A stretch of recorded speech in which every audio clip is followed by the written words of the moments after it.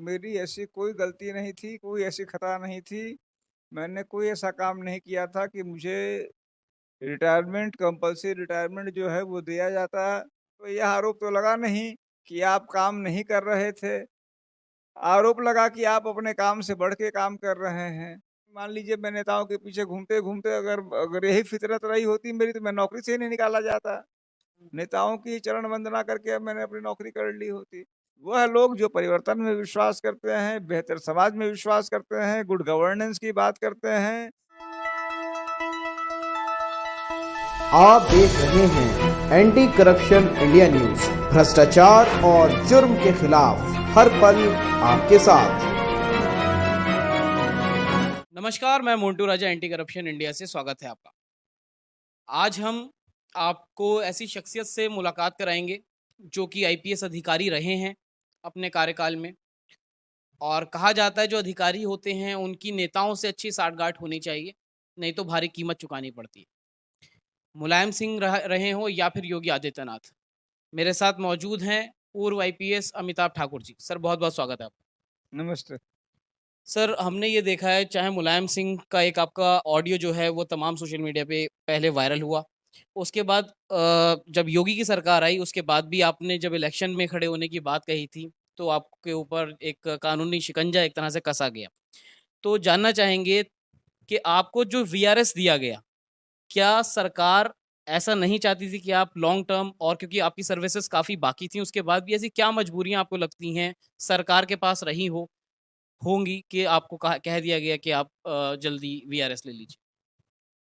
देखिए, ज़ाहिर-सी बात है कि मेरा यह मानना है कि मेरी ऐसी कोई गलती नहीं थी, कोई ऐसी खता नहीं थी।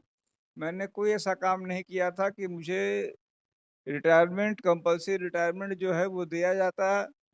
सैकड़ों आईपीएस अफ़सर थे, आपने उनका किस प्रकार सिजरा देखा, क्या आपने उसमें गुना-भाग किया, क्या आपने उसके अंदर अरिथमेटिक लगाया और आपने रैंडम ढंग से एक आदमी को चुन लिया, जबकि मेरे ऐसा कोई अभिलेख नहीं था। मेरे मेरे खिलाफ ना तो भ्रष्टाचार की कोई शिकायत साबित हुई थी, ना कोई अन्य शिकायत साबित हुई थी। जाँचें तो मेरी न जाने कितनी हुई। मैं समझता हूँ कि मैं उन आईपीएस अफ़सरों में होऊँगा। अगर मैं कभी-कभी तो मुझे लगता है कि मुझे लिम्का बुक ऑफ रिकॉर्ड्स में अपना नाम भेजना चाहिए, जिसके खिलाफ सर्वाधिक जाँचें हुई, हर प्रकार की जाँच हुई। लेकिन शिकायतें साबित होने के समय सब शिकायतें फिसड्डी साबित हुईं। इसके बाद भी आपने जो है ज़बरदस्ती बिला वजह मनचाहे ढंग से मुझे सेवा से निकाल दिया। आपने मुझे कंपल्सरी रिटायरमेंट के योग्य ठहरा दिया। मेरी जानकारी में ऐसा कोई कारण नहीं है सिवाय इस बात के कि यह पॉलिटिकली मोटिवेटेड था, इल इंटेंट के साथ था, गलत उद्देश्यों के साथ था और ये स्वयं में एक कदाचार है कि किसी अफ़सर को बिना किसी ठोस कारण के आपके मनमाने आपके पसंद न होने के कारण आप नौकरी से निकाल दें। तो क्या जो राजनीति, मतलब जो अभी सत्ता है, क्या उसके जो सीनियर नेता रहे या फिर योगी आदित्यनाथ रहे?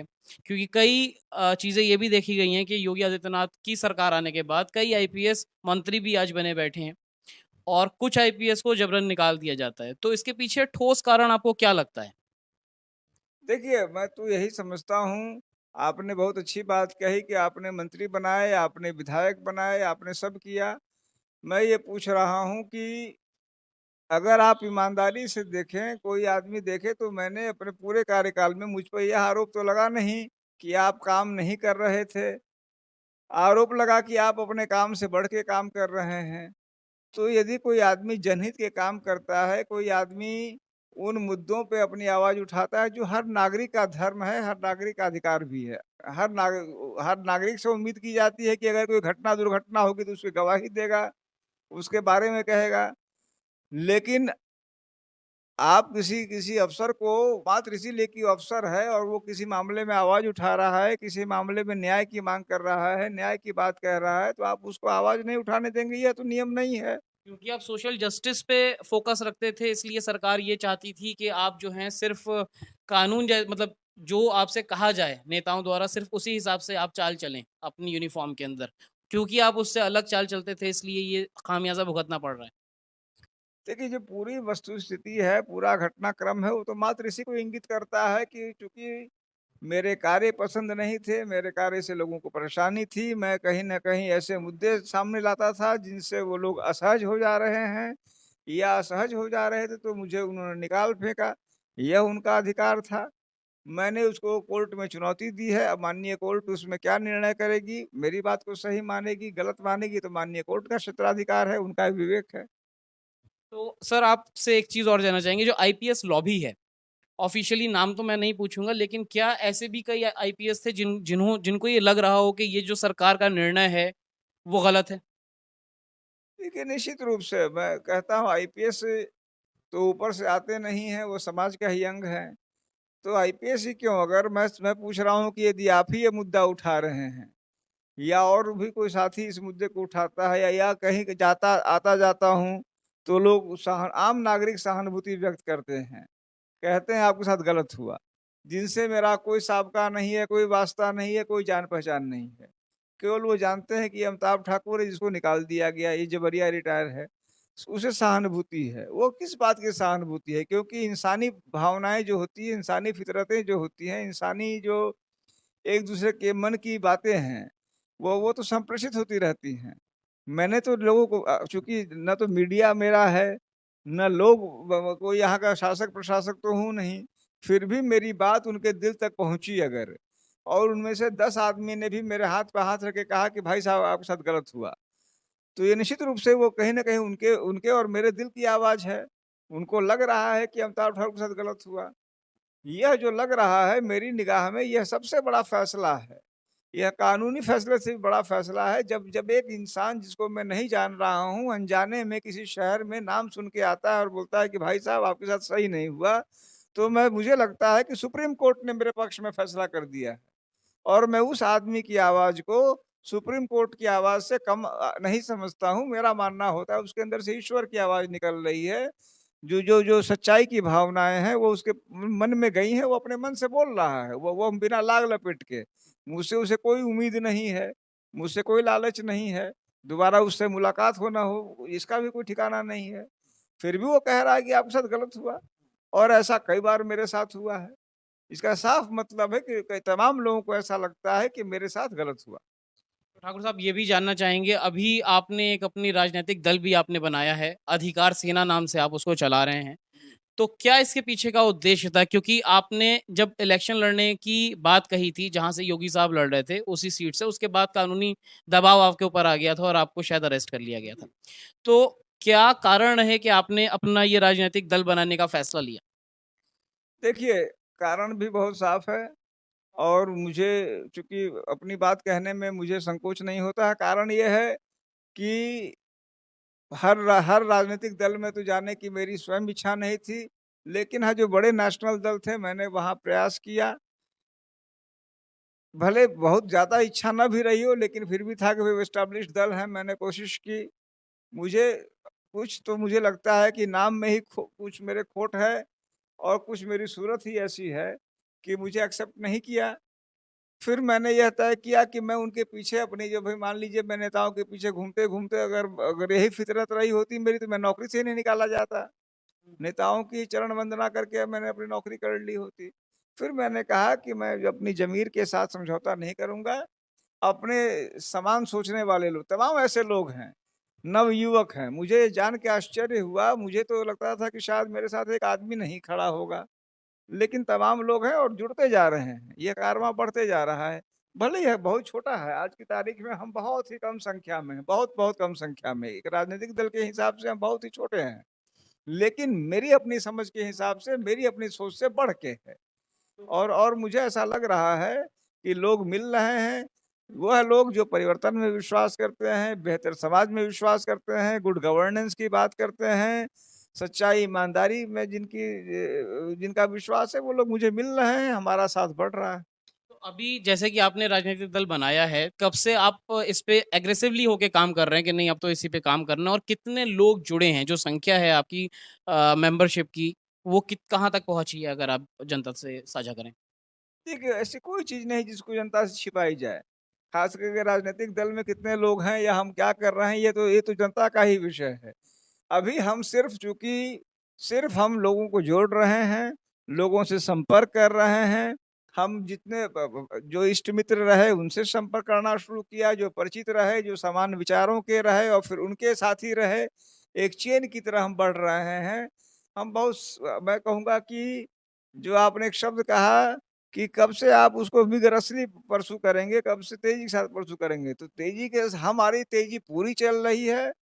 उसका इम्पैक्ट जो है अब मैं जैसे मान लीजिए मैं पढ़ता हूँ, जो बड़े-बड़े राजनीतिक दल हैं वो 1 दिन 2 दिन में कहते हैं कि मेरे 1 करोड़ सदस्य हो गए, इतने लाख हो गए। तो अब मेरी और हमारे पार्टी की वो हैसियत तो है नहीं कि हम 1 दिन में 1 करोड़ 1 लाख हो जाएँ। लेकिन अपनी हैसियत से अभी हम लोग 10-12 हज़ार के करीब हमारी संख्या हुई है, जो सदस्य सक्रिय हैं। लेकिन मुझे विश्वास है कि जिस प्रकार से ये अपनी सक्रियता दिखा रहे हैं, जिस प्रकार नए सदस्य खोज रहे हैं और ये सदस्य जो हुए हैं, वह सिर्फ़ पार्टी में मेंबर्स के साथ-साथ ये सक्रिय लोग मुझे मेरी जानकारी में हैं। अब यह मौके पे कितनी भागीदारी करेंगे, कितनी सक्रियता करेंगे, कितना आगे बढ़ेंगे, मैं उनको कितना सक्रिय रख पाऊँगा, हम लोग मिल के कितना ये काम कर पाएँगे, यह देखने का विषय है। उद्देश्य यह है कि हम एक अच्छी राजनीतिक पार्टी स्थापित करें, ईमानदारी की भावना से करें और उससे देश और समाज का कुछ भला करें। ये जो अभी आगामी चुनाव जो भी आएँगे, उसमें क्या आप इलेक्शंस में लड़ेंगे और उसकी रणनीति क्या रहेगी? आप क्या सोचा है आपने? देखिए, चूँकि चुन अगर कोई राजनीतिक दल है तो उसे चुनाव में जाना ही पड़ेगा, जाना ही चाहिए। वो तो कानून में लिखा है कि आप अवश्य ही राजनीति चुनाव में लड़ेंगे। और वो भी इसकी एक प्रमुख भूमिका है। हम लोगों के लिए चुनाव कई मामलों में महत्वपूर्ण है। अभी हम मतलब मैं व्यक्तिगत रूप से हमारी पार्टी के अन्य लोग अपना जो उनका जो मंतव्य है वो स्वतंत्र हैं, लेकिन मेरा मंतव्य है कि अभी हम लोग उस अवस्था में नहीं है कि हम कह दें कि हम जीत जाएँगे या कोई बहुत ज़्यादा वोट पा लेंगे वगैरह-वगैरह।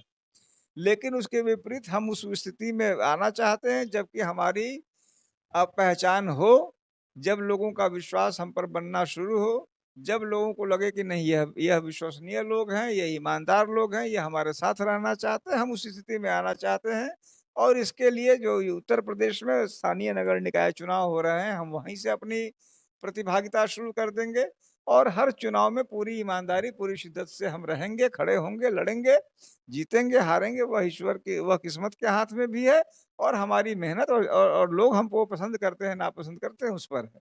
अंत में एक बात और जानना चाहेंगे ठाकुर साहब कि जैसे कि विपक्ष का एक अहम भूमिका होती है, बड़ी पार्टी कांग्रेस की बात करें या उत्तर प्रदेश के अंदर सपा की बात करें, बीजेपी ने सबको समेट दिया है। मतलब कांग्रेस को स्ट्रगल करना पड़ा, 2 सीटें हासिल हो पाईं। मतलब इतनी बड़ी पार्टी और 2 सीटें मतलब क्या कैसे देखते हैं? मतलब इतनी बड़ी-बड़ी पार्टियाँ आज जो है बीजेपी के सामने नहीं टिक पा रही हैं। क्या कारण रहा इसके पीछे का, आपको क्या लगता है? और आप उसमें भागीदारी करेंगे, कैसे मतलब डिफरेंशिएट आप करते हैं इसको? देखिए, जिन पार्टियों का आपने नाम लिया, उनके सामने हम लोगों की जो हमारी अधिकार सेना है, उसकी अगर मैं एक शब्द प्रयोग करूँ, औकात लगभग कुछ नहीं है। ये बहुत हमारे लिए जैसे वैसे तो विपक्ष हैं, लेकिन मेरे लिए ये बहुत बड़ी पार्टियाँ हैं हम लोगों के लिए। इसके बावजूद इन्हें इन्हें उस हद तक वोट नहीं मिल पा रहे हैं और सीटें नहीं मिल पा रही हैं और उससे बढ़कर वोट और सीटों से बढ़कर उस हद तक विपक्ष हमलावर नहीं हो पा रहा है अपनी भूमिका समेट जो आपने समेटना शब्द कहा तो मैं सीटों के मामले में समेटने से ज़्यादा विश्वास करता हूँ क्योंकि जैसे समाजवादी पार्टी के आदर्श हैं राम मनोहर लोहिया, आदर्श हैं आपको जयप्रकाश नारायण। लोहिया जी तो लगभग सब चुनाव हारते थे और उनकी पार्टी के 2, 4, 5 सीटें उनके भी हुआ करती थीं। लेकिन वो अकेले में इतने काफ़ी थे कि जवाहरलाल नेहरू जैसे नेता भी उनके सामने हमेशा थर्राए रहते थे। तो आपके सीटें नहीं आ रही हैं वो एक बात है, लेकिन कम से कम आप मजबूत विपक्ष की विपक्ष। भूमिका तो अपनाइए। आप मौके पर मजबूत विपक्ष तो बनिए, आप दिखिए तो जो देखिए और यह भी नहीं कि विरोध के लिए विरोध कीजिए। लेकिन अब जैसे मान लीजिए पेट्रोल के दाम बेतहाशा बढ़ गए। अभी-अभी ये कह रहे हैं रसोई गैस गैस के दाम देखिए आप 1000 पार कर चुके हैं। महँगाई देखिए, बेरोज़गारी की स्थिति देखिए, 2 कोविड की मार हुई। लेकिन आज स्थिति यह है कि किसी भी महत्वपूर्ण मुद्दे पे विपक्ष बिल्कुल ही शांत बैठा हुआ है, जैसे कि उनसे मतलब नहीं। सारे के सारे पीएसयूज़ बेच दिए गए हैं। तो जो पीएसयू बेच दिए गए हैं, इन पर कोई तो आवाज़ लगाए, आखिर पीएसयू क्यों बेचे जा रहे हैं? ऐसी कौन-सी स्थिति है? आखिर वो बेरोज़गारियाँ क्यों वो रोज़गार क्यों खत्म किए जा रहे हैं? अगली बात, आप सब मामलों में स्थायी सेवकों को हटा के आप आउटसोर्सिंग कर दे रहे हैं। 6-6 हज़ार, अब सरकार अगर 6,000 8,000 की तनख्वाह देगी, तो उसका क्या मतलब होगा? आप अग्निवीर लगा दे रहे हैं, आप फौजी हटा दे रहे हैं, अग्निवीर लगा रहे हैं। उसमें भी विरोध विपक्ष नहीं कर पाया, स्वतः स्फूर्त रहा। छात्र विरोध कर लिए और पॉलिटिकल पार्टी विरोध नहीं कर पाई, आखिर क्यों? तो अब आप विरोध किसमें कर रहे हैं? कष्ट का विषय है। अब मान लीजिए आपसे ईडी पूछताछ के लिए बुला रही है राहुल गांधी को, तो इसमें क्यों विरोध कर रहे हैं? भई जाइए, आप पुरजोर जवाब दीजिए। मुझे इस मामले में मुझे लगता है भाजपा जो अध्यक्ष हैं इस समय जेपी नड्डा, मुझे उनका बयान बहुत अच्छा लगा। उन्होंने कहा कि अगर इतने सही हैं राहुल गांधी, तो कोर्ट से अपना मामला क्वैश करा लें। आप उस पे सड़क पे भई अपने एक नेता को ईडी बुला रहा है, सड़क पे उतर रहे हैं आप। और यहाँ ₹1000 गैस सिलेंडर हो गया, आपसे कोई मतलब नहीं है। ये मेरी निगाह में ये विपक्ष की भूमिका नहीं है। ह हमारे जैसे हम अब भई कोई कहे कि आप पिद्दी पार्टी है, तो हम पिद्दी पार्टी ही सही। लेकिन हमारे जैसे पार्टियों को जो विरोध में हैं, उनको विरोध की जायज़ विरोध की भूमिका अपनानी है। कष्ट का विषय है कि इस भूमिका को तमाम विरोधी पार्टियों ने पूरी तरह से दरकिनार कर दिया। अमिताभ जी, बहुत-बहुत शुक्रिया हमें समय धन्यवाद। तो ये थे हमारे साथ अमिताभ ठाकुर, जो कि एक पूर्व आईपीएस अधिकारी रहे हैं और अधिकारी से अब राजनीति तक का जो सफ़र है और आगे का जो सफ़र रहेगा वो कैसा रहेगा, समय के साथ आपको पता चलेगा। आपकी क्या है राय? अपनी प्रतिक्रिया आप कमेंट द्वारा हमसे साझा कर सकते हैं। अगली अपडेट के साथ आपके सामने फिर प्रस्तुत होंगे। नमस्कार। सब्सक्राइब करें हमारे YouTube चैनल को और बने रहें हमारे साथ।